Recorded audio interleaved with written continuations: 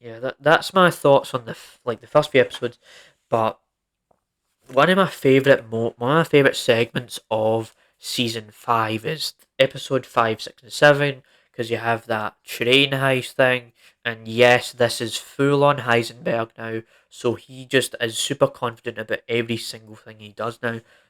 He doesn't give a damn. I didn't mean to butt there, but he doesn't give a damn about what he's doing anymore. He just turns into the drug kingpin because he dethroned the kingpin Gus.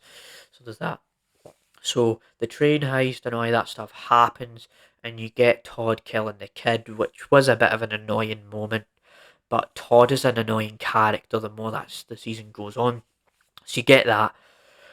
But season episode 7, Say My Name, of season 5 is one of my favourites because it just exemplifies the kind of character that Walt has become now.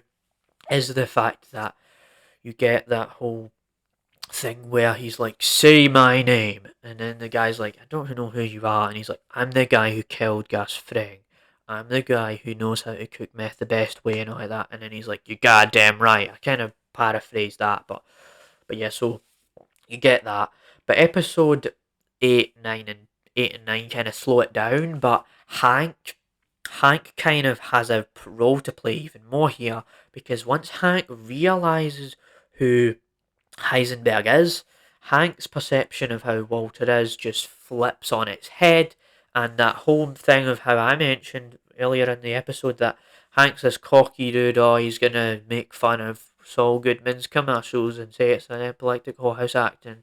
No, he's now the hero, and he wants to take down Walter because of what he's doing.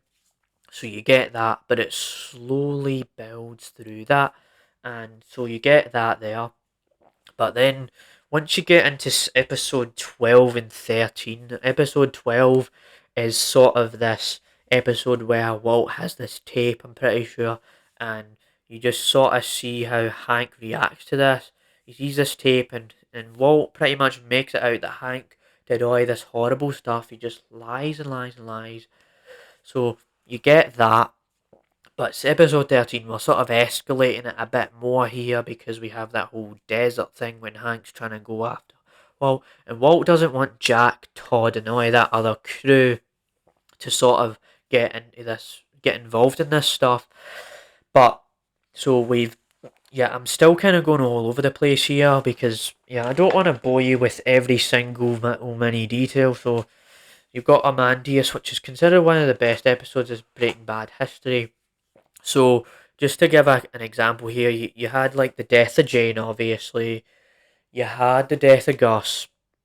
You had the death of Tuco earlier on in the show. But then in this episode, Osmandius, I believe it's called, what ends up happening is this point where Walt's like, you could just take the $80 million. Maybe paraphrasing again. You could take the $80 million. You don't need to kill Hank here. So, what does Jack Weckler do? He kills Hank, and there's this infamous moment in the series when Walt is like this. He's like falling on the ground. He's like, and he's just like, the memes. I didn't really understand it, but the memes didn't ruin the tension and that like the emotional stuff relating to that, because he was really sad at Hank's death, and so it was really emotional. And now it is time for Walt to get revenge on Jack Weckler, pretty much. But the show just doesn't jump into that because Walt goes into hiding in episode 15, and I watched this episode a few days ago, finished the finale last night, so I kind of remember what happened. So Walt goes into hiding in this place, this Nebraska, whatever, it's called Granite State. So you see that, and there was all these flash forwards of Walt having longer hair. I got a bit confused, but this episode pays that off because what we end up seeing is Walt's hair growing back because he's in a colder environment, so his hair's going to actually grow back a bit more. And I did forget to mention the fact that Walt's cancer is returning in this season.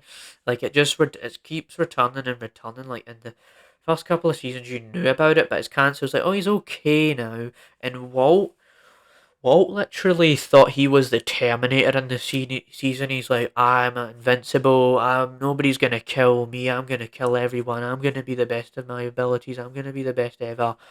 But then Walt's cancer comes back, and he just starts like his face just is kind of just, and he just looks really. He doesn't look the best anymore. He just wants to give up on living. So you get that.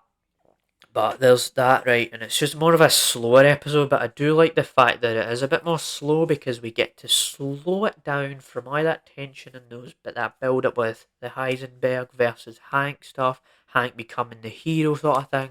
So I like to see that they were going to slow down a bit here. And one good moment about episode 15 of season 5 is the fact that you get this scene when the grey matter couple, right? I forgot to mention them, but they were like this kind of. They were these couple that was at Walt's birthday party. So they were in Walt's birthday party, right? But they just kind of discredit him in this interview on TV, and Walt sees it. And then you also get this whole thing with the phone call with Walter's son and then all that stuff. He's like, "You killed Uncle Hank. You better clean yourself," or whatever. I can't really do a person with speech impediment justice here, but that was my best impression of Flynn. So he just hates his dad. He hates his dad because he thinks he killed Hank, and that was a whole plot line in episode 14. Was the fact that they thought how he's killed Hank, and now Walt's on the manhunt, and they're all wanting to kill Walt now. So it's all that. So I do think episode 15 is a solid episode. However, once we get into the final episode, I think it's better than this episode 15. Having said that, I do like episode 15 because of all that stuff that happens within the episode. So you get that. So the finale, before we get to the finale, I just forgot to mention the fact that there was also the final two episodes are 50 minutes long, which makes sense because every other episode has only been 40 minutes long. So that's what's good about it, right? So we get all that stuff. But the finale, we're pretty much wrapping up the series as a whole. That's what this season has been doing. We're sending off characters. I forgot to mention the whole thing with how Mike died in episode 7. So we get all these like deaths that happened and all these send offs, and then so we're building towards Walt pretty much killing Jack here. But before that, Walt goes to the grey matter couple's apartment and they point these like red torch things at them, and I didn't know this, but it was Skinny Pete and Badger, who weren't really a thing in the show for a while. They just made like little mini cameos. So you get that, we learn about that, but then Walt is in the desert, he's developing this gun, right? And little did we know that this gun that he's been developing in in the desert was the one that was going to kill Jack, was going to kill Todd. So once you get into that part of the episode, that's when it starts to pick up a bit more. But even in the starting bits, it does pick up a little bit more once he gets out of that place he was in hiding for. So you get that. So once we ultimately get to the Jack stuff, it just goes insane. Like this gun literally shoots them and goes brrrr. Walt protects Jesse though. And that was one thing I forgot to mention was the fact that Jesse was like tortured by Todd and stuff like that. So getting that payoff where he eventually does choke out Todd in Jack's house, and then Todd, and then oh wait, and then let me count down here. So then you get Walt killing Jack, and it's got a similar frame to when Hank was killed. It's that similar kind of shot, that way the cinematography. So that was an interesting detail. So we kill Jack. So Walt is shot, Walt is pretty much full of blood here. We already know that his cancer is arriving, his cancer has came back. So what happens? He's on the ground, he's near a meth, he's actually near like this meth, like where he would usually cook meth in this kind of environment. He's just lying on the ground, and the Baby Blue song plays, and as you came to understand earlier in the episode, Walt was one of my favourite characters in the season, so I kind of cried at that. The other deaths made sense, obviously, but this was like a nice, satisfying send off for the character. There was all the conversation with Skylar and Walter, how he said, "I did it for me. I'm proud and I'm awake," and stuff like that. But I would just spend way too much time talking about that stuff, and I think we've already spent way too much time talking about this show. I thought we could only do 15-20 minutes here, but I'm just looking at my camera right now and we're almost at 30 minutes. And so this is going to be longer than the Yakuza review. I don't know how we did it. But we did it right. It's worth it. It's worth it though. So overall, I would give Breaking Bad a 9.5 to a 10 out of 10. But I'm not really mad at most plot lines, so it's leaning more towards 10 out of 10, and it's such a masterclass. And I'm glad I managed to get around to this show. So there's that. So now I'm going to wrap things up with the El Camino mention. So El Camino is pretty much the epilogue to Jesse's whole arc in season 5. And you get to see how he is trying to leave Albuquerque, but it does work. It serves as more spending time with Jesse, because in the final 3 episodes of Breaking Bad, you don't really get enough time with Jesse anymore. It's more like we're kind of more about Jack, we're kind of more about Walt, and Jack was not really one of my favourite villains and all that stuff. But Jesse gets his own movie pretty much. But you get Skinny Pete, you get Badger. There's all these flashbacks. It is a well shot film, but it isn't as good as Breaking Bad. Actually, if I'm being honest, like it's good enough. If you wanted more context as to how it all wrapped up in the end for Jesse, that's good enough for you. El Camino is the kind of brand that his car is. So there's all that stuff. El Camino's like a 7 out of 10 in comparison. Oh my god. So, episode 50 of the James Allen Show really is that special, isn't it? Because we've just went way over 30 minutes here. And so, I hope you enjoyed this review. Right, maybe we'll talk about Better Call Saul one day once we finish that. I did say we might be late to the party, but yeah, no way we're late to the party with this. Breaking Bad is just, everyone's been talking about it. It's been memed to death with all the moments. So, I hope you enjoyed this review. This might be unwatchable because of how long it is, so maybe I'm thinking maybe we'll do some timestamps for this one. So yeah, there's that. See you next week or whenever. I might be reviewing Mission Impossible 7 Part 1. So yeah, oh my god. I really, really just went on and on and on about this, didn't I? This is really a rambling review here. I really didn't review anything until I got to this. So yeah, I better shut up because this is going to keep going on forever. So bye. Bye, bye, bye. We just reviewed one of the best TV shows of all time. Bye.